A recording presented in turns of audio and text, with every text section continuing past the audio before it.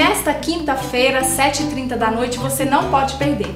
Estaremos conversando com Cleusadir de Souza Aires, uma grande mulher, numa entrevista super descontraída que você vai adorar. Até lá!